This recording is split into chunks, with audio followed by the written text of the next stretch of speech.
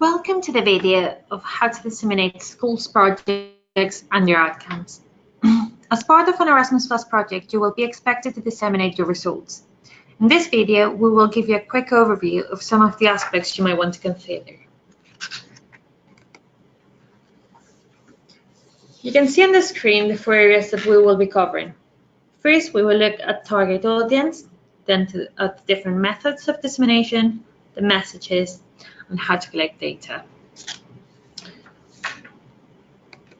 Let's have a look at target audience.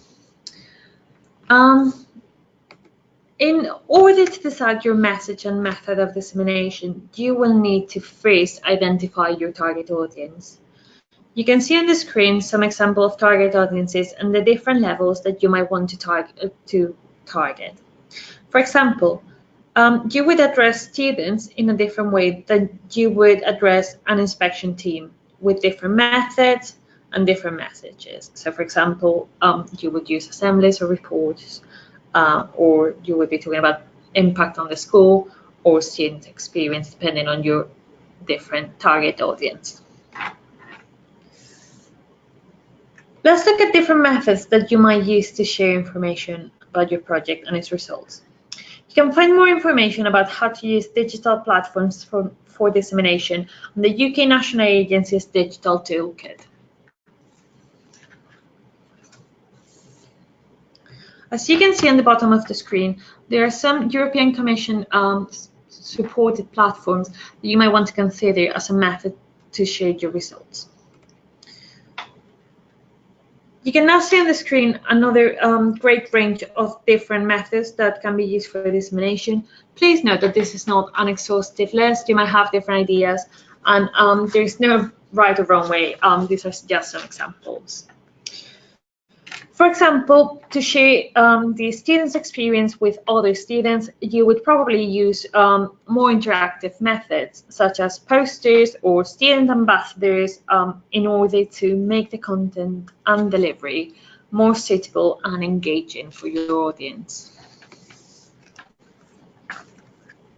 You can now see on the screen some real-life examples of dissemination that Erasmus Plus projects have carried out.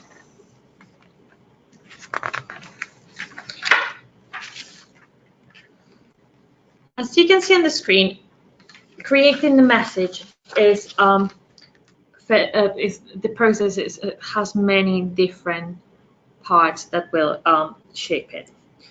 It is important to think about the different aspects that will determine this message and that you're trying to share. For example, if you want to share data with your governors, your tone and content will be formal. You will probably use more formal methods such as reports and statistics, and you will also need to consider how often you want to share this information with them. Will it be yearly, weekly? So depending on your target audience and how you're going to share it and the information you're going to share, the frequency you do it will be affected. Finally, it is really important that as part of your project, you collect data of your dissemination. This is for reporting purposes, as any data you have will support the statements you will make through your final report. This is not only the data that you need to collect is not only the activities that you have carried out to disseminate your project, but also recording how many people you have reached with these disseminating activities.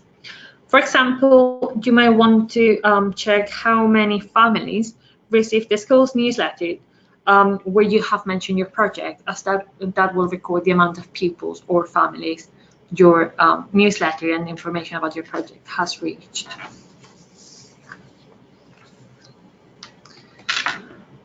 Thank you so much for watching this quick overview video. And if you have any queries or if you would like to share any ideas or example with us, please feel free to get in touch with us. Thank you so much.